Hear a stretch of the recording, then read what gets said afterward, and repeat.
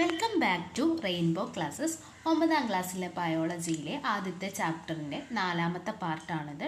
ആദ്യത്തെ 3 പാർട്ട് കണ്ടിട്ടില്ല എന്നുണ്ടെങ്കിൽ അത് കണ്ടതിന് ശേഷം മാത്രം ഈ പാർട്ട് കാണാൻ ശ്രമിക്കുക. കഴിഞ്ഞ പാർട്ടിൽ നമ്മൾ ഡിസ്കസ് ചെയ്തത് സെൽ വോളിനെ പറ്റിയിട്ടായിരുന്നു. സെൽ വോളിനെ പറ്റിയിട്ടുള്ള കാര്യങ്ങളാണ് നമ്മൾ കഴിഞ്ഞ ക്ലാസ്സിൽ ഡിസ്കസ് ചെയ്തത്.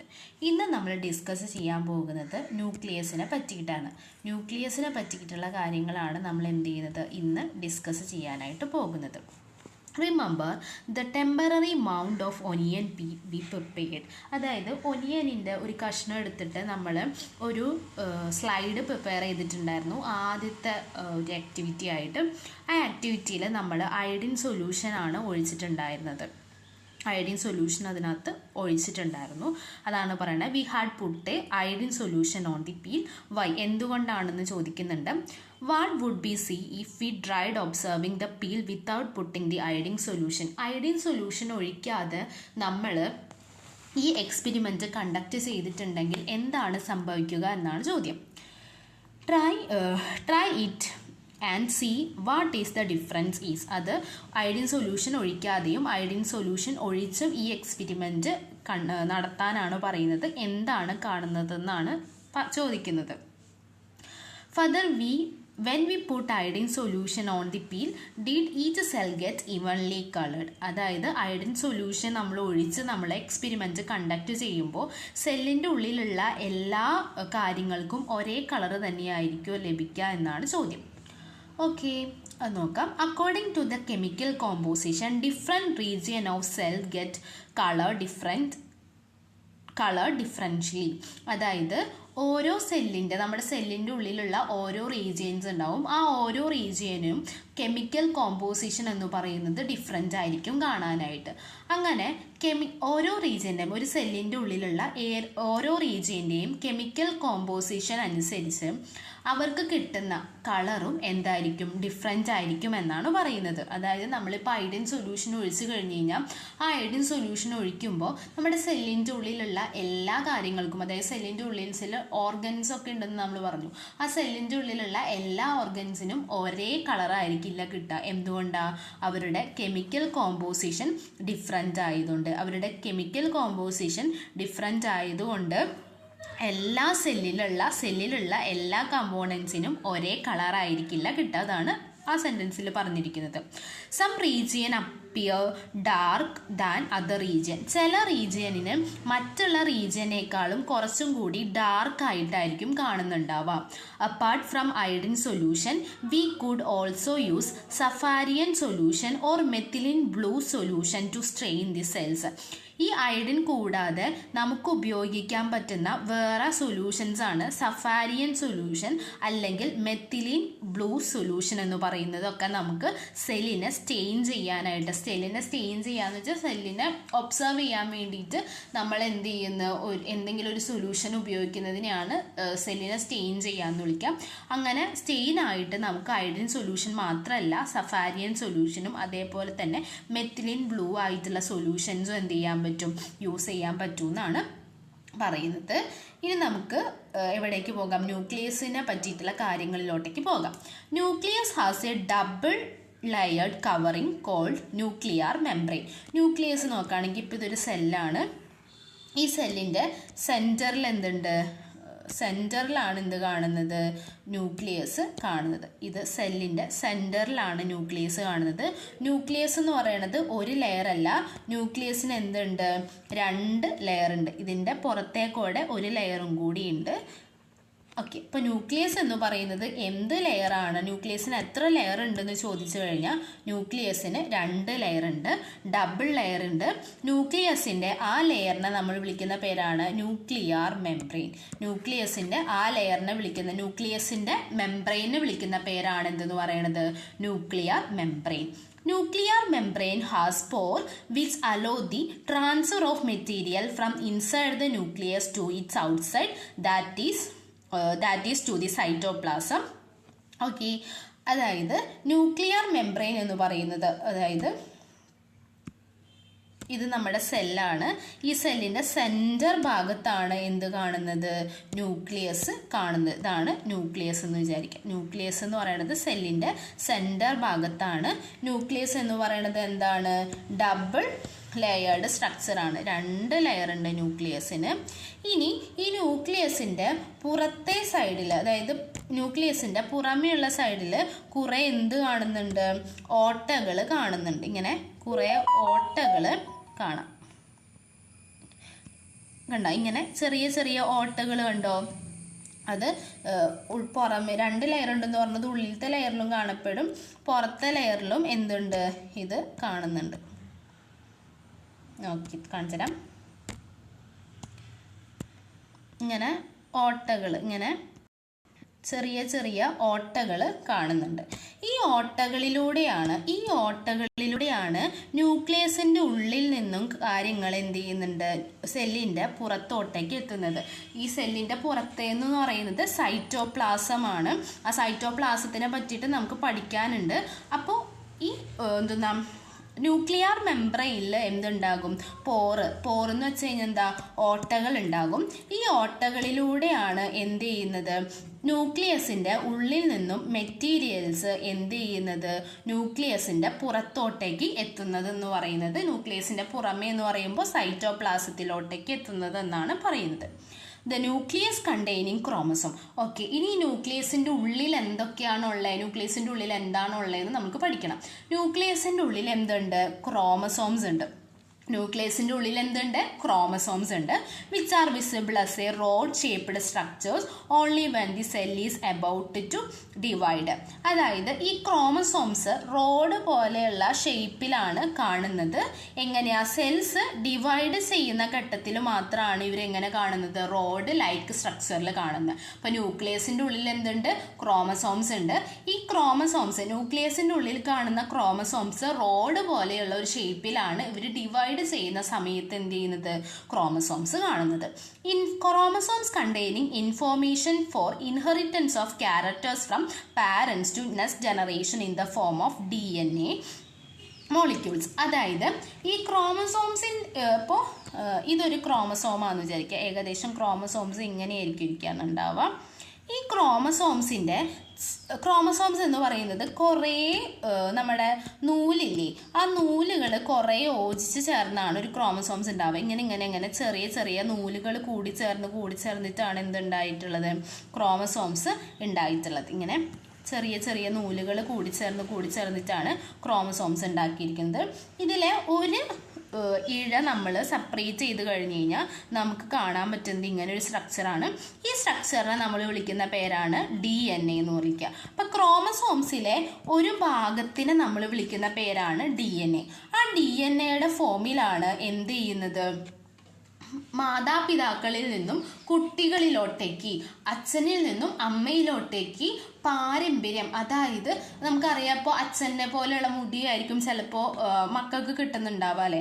അങ്ങനെ അച്ഛനിലുള്ള കാര്യങ്ങളൊക്കെ അച്ഛനിലുള്ള കാര്യങ്ങൾ മക്കളിലോട്ടേക്ക്, അല്ലെങ്കിൽ അമ്മയിലുള്ള കാര്യങ്ങൾ മകളിലോട്ടേക്കൊക്കെ ട്രാൻസ്ഫർ ചെയ്യാനായിട്ട് കാരണം ഈ ക്രോമസോംസിലുള്ള DNA ആണ്. അതാണ് chromosome containing information for inheritance of characters from parent to next generation in the form of DNA. അപ്പോൾ ക്രോമസോംസിലുള്ള DNAയുടെ ഫോമിലാണ് എന്ത് ചെയ്യുന്നത്? ഇൻഫോർമേഷൻസ് പാസ് ചെയ്യുന്നത്.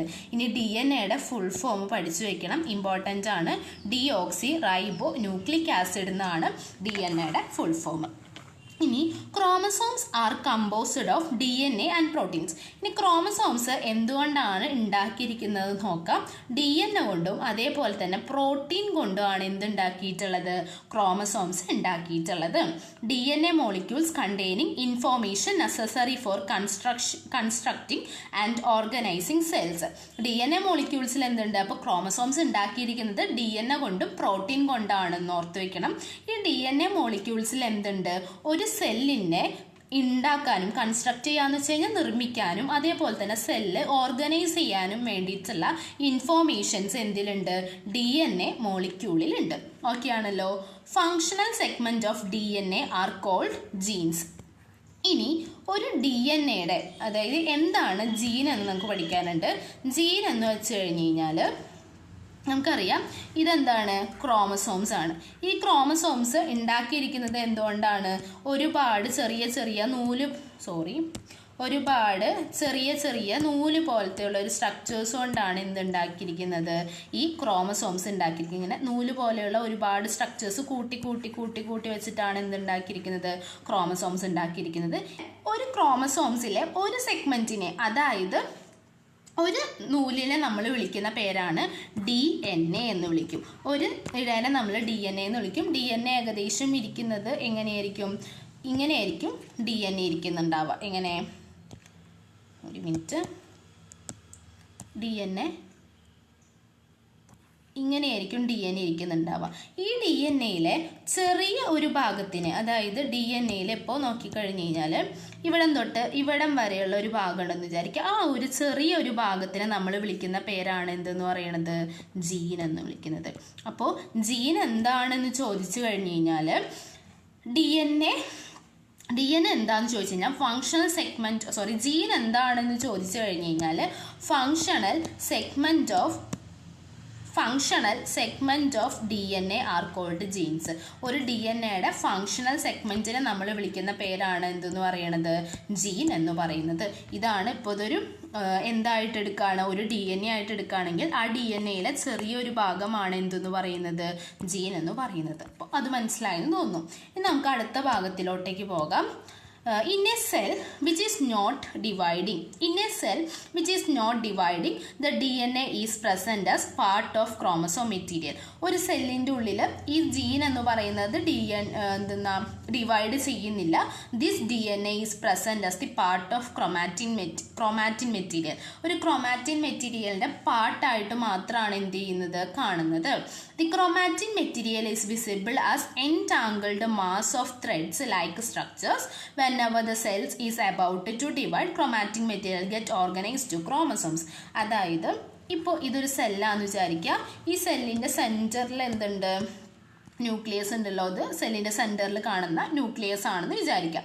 ഈ സെല്ലിൻ്റെ സെൻറ്ററിനുള്ളിൽ നമുക്കറിയാം ക്രോമസോംസ് ഉണ്ടെന്ന് വിചാരിക്കുക.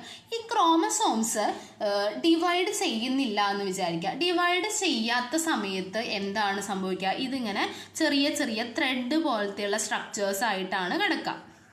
ക്രോമാറ്റിൻ മെറ്റീരിയൽസ് ആയിട്ടാണ് കിടക്കുക. ക്രോമാറ്റിൻ മെറ്റീരിയൽസ് പോലെയായിരിക്കും കിടക്കുക ഡിവൈഡ് ചെയ്യാത്ത സമയത്ത്. ഇനി സെൽസ് ഡിവൈഡ് ചെയ്യുന്ന സമയത്താണ് ഈ നൂല് പോലെ കിടക്കുന്ന ക്രോമാറ്റിൻ ഫൈബേഴ്സ് കണ്ടൻസ് ചെയ്തിട്ട് എന്തായിട്ട് മാറുന്നത്, ഈ ക്രോമസോംസ് ഇങ്ങനത്തെയുള്ള സ്ട്രക്ചേഴ്സ് ആയിട്ട് മാറുന്നത്. സെല്ല് ഡിവൈഡ് ചെയ്യുന്നതിൻ്റെ സമയത്താണ് ക്രോമാറ്റിൻ മെറ്റീരിയൽസ് കണ്ടൻസ് ചെയ്തിട്ട് എന്തായിട്ട് മാറുന്നത്, ക്രോമസോംസ് ആയിട്ട് മാറുന്നത്. അതാണ് ഇവിടെ പറയുന്ന പോയിന്റ് എന്ന് പറയുന്നത്. Chromatin material is visible as enlarged mass of thread-like structures. Whenever the cell is about to divide, the chromatin material get organized into chromosomes. അതായത് ക്രോമാറ്റിൻ ആദ്യം തന്നെ എന്തായിട്ടാണ് കിടക്കുന്ന, ക്രോമാറ്റിൻ മെറ്റീരിയൽസ് ആയിട്ടാണ് കിടക്കുന്ന. ത്രെഡ് പോലെ നൂല് പോലത്തെയുള്ള സ്ട്രക്ചേഴ്സ് ആയിരിക്കും സെൽസ് ഡിവൈഡ് ചെയ്യുന്നതിന് മുമ്പ് കാണുക. സെല്ല് ഡിവൈഡ് ചെയ്യുമ്പോഴാണ് എന്ത് ചെയ്യുന്നത്, ക്രോമാറ്റിൻ മെറ്റീരിയൽസ് കണ്ടൻസ് ചെയ്തിട്ട് എന്തായിട്ട് മാറുന്നത്, ക്രോമസോംസ് ആയിട്ട് മാറുന്നത്. അപ്പോൾ അതൊക്കെയാണെന്ന് തോന്നുന്നു. ഇനി അടുത്ത പോയിന്റിലേക്ക് പോകാം. The nucleus play a central role in cellular reproduction, the process by which single cell divide and form 2 new cells. അതായത് ന്യൂക്ലിയസ് ആണ് സെല്ലുലാർ റിപ്രൊഡക്ഷനിലെ സെൻട്രൽ റോള് കൈകാര്യം ചെയ്യുന്നതെന്നാണ് പറയുന്നത്. Nucleus play centre role in cellular reproduction. സെല്ലുകളുടെ റിപ്രൊഡക്ഷനിൽ centre ആയിട്ടുള്ള role കാണിക്കുന്നത് ആരാണെന്നാണ് പറയുന്നത്, ന്യൂക്ലിയസ് എന്നാണ് പറയുന്നത്. എങ്ങനെയായിരിക്കും സെല്ലുകൾ ഡിവൈഡ് ചെയ്യുക, റിപ്രൊഡക്ഷൻ നടത്തുന്നുണ്ടാവുക, എങ്ങനെയായിരിക്കും, ഇതൊരു സെല്ലാന്ന് വിചാരിക്കുക. ഈ സെല്ല് ഡിവൈഡ് ചെയ്തിട്ട് 2 സെല്ലാവും. അങ്ങനെയാണ് സംഭവിക്കുക. ഒരു സെല്ലിൽ നിന്ന് 2 സെല്ലാണ് ഉണ്ടാവുക. അപ്പോൾ ഒരു സെല്ല് ഡിവൈഡ് ചെയ്തിട്ട് ആദ്യം എന്ത് ചെയ്യുന്നുണ്ട്, 2 സെല്ലാവുന്നുണ്ട്. അടുത്തത് ഈ ഒരു സെല്ല് വീണ്ടും ഡിവൈഡ് ചെയ്തിട്ടുണ്ടാവും, 2 സെല്ലുണ്ടാവും. അടുത്ത സെല്ലും ഡിവൈഡ് ചെയ്തിട്ട് 2 സെല്ലാവും. അങ്ങനെയാണ് എന്ത് നടക്കുന്നത്, റിപ്രൊഡക്ഷൻ, സെല്ലുലാർ റിപ്രൊഡക്ഷൻ എന്ത് ചെയ്യുന്നത്, നടക്കുന്നത്. ഇത് കൂടാതെ തന്നെ നമ്മുടെ ന്യൂക്ലിയസിൻ്റെ വേറെ റോൾസ് എന്തൊക്കെയാണെന്ന് വെച്ച് കഴിഞ്ഞാൽ സെല്ല് ഡെവലപ്പ് ചെയ്യുന്നതിനെ ഡിറ്റർമൈൻ ചെയ്യുന്നുണ്ട്. അതേപോലെ തന്നെ സെല്ലിൽ നടക്കുന്ന കെമിക്കൽ ആക്ടിവിറ്റീസിനെ ഇത് എന്ത് ചെയ്യുന്നുണ്ട്, ഡയറക്റ്റ് ചെയ്യുന്നുണ്ട്. ഇനി നമുക്ക് പഠിക്കാനുള്ളത് എന്താണ് ന്യൂക്ലിയോയിഡ് എന്നാണ് പഠിക്കാനുള്ളത്. ന്യൂക്ലിയോയിഡ് എന്ന് വെച്ച് കഴിഞ്ഞാൽ ബാക്ടീരിയ പോലത്തെയുള്ള ഓർഗാനിസത്തിൽ അവർക്ക് എന്തുണ്ടാവില്ല, ന്യൂക്ലിയർ റീജിയൻ എന്ന് പറയുന്നത്, ന്യൂക്ലിയസ് കാണുന്ന ഒരു റീജിയൻ എന്ന് പറയുന്നത് പുവർലി ഡിഫൈൻഡ് ആയിരിക്കും. കാരണം എന്താണെന്ന് വെച്ച് കഴിഞ്ഞാൽ ബാക്ടീരിയ പോലത്തെയുള്ള ഓർഗാനിസത്തിൽ എന്തില്ല, ന്യൂക്ലിയർ മെംബ്രെയിൻ ഇല്ല. ഈ ന്യൂക്ലിയർ മെംബ്രെയിൻ ഇല്ലാത്തത് കൊണ്ട് തന്നെ അവരുടെ ന്യൂക്ലിയർ റീജിയൻ വെൽ ഡിഫൈൻഡ് ആയിട്ടില്ല. ഇത്തരം വരെയുള്ള ന്യൂക്ലിയർ റീജിയൻ എന്ന് പറയാൻ പറ്റില്ല. കാരണം എന്താ, ന്യൂക്ലിയസുകളെ തന്നെ സെപ്പറേറ്റ് ചെയ്യാനായിട്ട് അവർക്ക് എന്തില്ല, ന്യൂക്ലിയർ മെംബ്രെയിൻ ഇല്ല. അങ്ങനെ അൺഡിഫൈൻഡ് ആയിട്ടുള്ള ന്യൂക്ലിയർ റീജിയനിൽ ന്യൂക്ലിക് ആസിഡ് മാത്രമാണ് കാണുന്നത്. ഈ ന്യൂക്ലിക് ആസിഡ് മാത്രമായിട്ടാണ് കാണുന്നത്. അങ്ങനെയുള്ള ഭാഗത്തിനെ നമ്മൾ വിളിക്കുന്ന പേരാണ് ന്യൂക്ലിയോയിഡ് എന്ന് വിളിക്കുക. Such organism whose cells like a nuclear membrane are called prokaryotes. അപ്പോൾ അങ്ങനെ ന്യൂക്ലിയർ മെംബ്രെയിൻ ഇല്ലാത്ത അങ്ങനെയുള്ള ഓർഗാനിസത്തിനെ നമ്മൾ വിളിക്കുന്ന പേരാണ് എന്തെന്ന് പറയുന്നത്, പ്രോകാരിയോട്സ്. അപ്പോൾ പ്രോകാരിയോട്സിന് ഒരു എക്സാമ്പിൾ ആണ് ബാക്ടീരിയ എന്ന് പറയുന്നത്. ഇവരുടെ പ്രത്യേകത എന്താണെന്ന് വെച്ച് കഴിഞ്ഞാൽ അവർക്ക് ന്യൂക്ലിയർ റീജിയൻ വെൽ ഡിഫൈൻഡ് ആയിരിക്കില്ല. എന്തുകൊണ്ടാണെന്ന് വെച്ച് കഴിഞ്ഞാൽ അവർക്ക് ന്യൂക്ലിയർ മെംബ്രെയിൻ ഇല്ല. അതുകൊണ്ട് അങ്ങനെ അവരുടെ ന്യൂക്ലിയർ റീജിയനെ വിളിക്കുന്ന പേരാണ് എന്തെന്ന് പറയുന്നത്, ന്യൂക്ലിയോയിഡ്. അപ്പോൾ ന്യൂക്ലിയോയിഡ് പ്രോകാരിയോട്സിലാണ് കാണുന്നത്. അങ്ങനെ ന്യൂക്ലിയർ മെംബ്രെയിൻ ഇല്ലാത്ത ഓർഗാനിസത്തിനെ നമ്മൾ വിളിക്കുന്ന പേരെന്താ, പ്രോകാരിയോട്സ്. അതിൽ പ്രോ എന്ന് വെച്ച് കഴിഞ്ഞാൽ പ്രിമിറ്റീവ് എന്നാണ് അർത്ഥം, കാരിയോ എന്ന് വെച്ച് കഴിഞ്ഞാൽ ന്യൂക്ലിയസ് എന്നാണ് അർത്ഥം എന്ന് ഓർത്ത് വെച്ചാൽ മതി. ഇപ്പോൾ പ്രോ എന്ന് വെച്ച് കഴിഞ്ഞാൽ പ്രിമിറ്റീവ് ന്യൂക്ലിയസ്, അപ്പോൾ അവർക്ക് ന്യൂക്ലിയർ മെംബ്രെയിൻ ഇല്ല എന്ന് ഓർത്താൽ മതി. Organism which cells having nuclear membrane are called eukaryotes. അപ്പോൾ എന്താണ് പ്രോകാരിയോട്സും എന്താണ് യൂക്കാരിയോട്സും എന്ന് ഓർത്ത് വെക്കണം. യൂക്കാരിയോട്സ് എന്ന് വെച്ച് കഴിഞ്ഞാൽ ന്യൂക്ലിയർ മെംബ്രെയിൻ ഉള്ള ഓർഗാനിസത്തിനെ നമ്മൾ വിളിക്കുന്ന പേരാണ് യൂക്കാരിയോട്സ്. ന്യൂക്ലിയർ മെംബ്രെയിൻ ഇല്ലാത്ത ഓർഗാനിസത്തിനെ നമ്മൾ വിളിക്കുന്ന പേരെന്താണ്, പ്രോകാരിയോട്സ് എന്നാണ് വിളിക്കുക. ഇനി prokaryotic cell also lack most of the cytoplasmic organelles. നമ്മൾ പറഞ്ഞു എന്തുണ്ട്, ഒരു സെല്ലിൻ്റെ ഉള്ളിൽ ഓർഗനൽസ് ഉണ്ടെന്ന് പറഞ്ഞു അല്ലേ. ഈ പ്രോകാരിയോട്ടിക് സെൽസിന് എന്തുണ്ടാവില്ല, സൈറ്റോപ്ലാസ്മിക് അതായത് ഓർഗനൽസ്, സെല്ലിൻ്റെ ഉള്ളിൽ കാണുന്ന മെജോറിറ്റി ഓഫ് ഓർഗനൽസും എന്തില്ല, കാണാൻ സാധിക്കില്ല. അത് ലക്കായിരിക്കും, അവിടെ കാണാനായിട്ട് കഴിയില്ല എന്നാണ് പറയുന്നത്. Prokaryotic cells also lack most of the other cytoplasmic organelles. Most cytoplasmic ഓർഗനൽസും എന്തിൽ കാണുന്നില്ല, പ്രോകാരിയോട്ടിക് സെൽസിൽ കാണുന്നില്ല. കണ്ട, യൂക്കാരിയോട്ടിക് സെല്ലിൽ കാണുന്ന എല്ലാ ഓർഗൻസും എന്തിൽ കാണുന്നില്ല, പ്രോകാരിയോട്ടിക് സെൽസിൽ കാണാനായിട്ട് സാധിക്കുന്നില്ല. Many of the function of such organelles are also performed by poorly organised part of the cytoplasm. അപ്പോൾ സൈറ്റോപ്ലാസത്തിൻ്റെ, അപ്പോൾ നമ്മൾ പറഞ്ഞു കുറേ ഓർഗനൽസ് ഒന്നും കാണുന്നില്ല എന്ന് പറഞ്ഞു. ആ ഓർഗൻസിൻ്റെ ഫങ്ഷൻസ് എവിടെയാണ് നടക്കുന്നത്, സൈറ്റോപ്ലാസത്തിൻ്റെ വേറെ പുവർലി ഓർഗനൈസ് ചെയ്തിട്ടുള്ള പാർട്ടിലാണ് നടക്കുന്നതെന്നാണ് പറയുന്നത്. അടുത്ത ഭാഗത്തിലോട്ടേക്ക് പോകാം. അടുത്ത ഭാഗം എന്ന് പറയുന്നത് സൈറ്റോപ്ലാസമാണ്. സൈറ്റോപ്ലാസം എന്ന് വെച്ച് കഴിഞ്ഞ് കഴിഞ്ഞാൽ ഡയഗ്രത്തിലൂടെ വരച്ച് കാണിച്ച സെല്ലാണെന്ന് വിചാരിക്കാം. ഇത് ഒരു സെല്ലാണ്. ഇതിന്റെ സെന്റർ ഭാഗത്ത് കാണുന്ന സ്ട്രക്ചർ, ഒരു സെല്ലിന്റെ സെന്റർ കാണുന്ന സ്ട്രക്ചർ ആണ് എന്തെന്ന് പറയുന്നത്, ന്യൂക്ലിയസ് എന്ന് പറയുന്നത്. ഈ ന്യൂക്ലിയസിന്റെ പുറമേ കാണുന്ന ഭാഗമാണ് എന്തെന്ന് പറയുന്നത്, ന്യൂക്ലിയസിന്റെ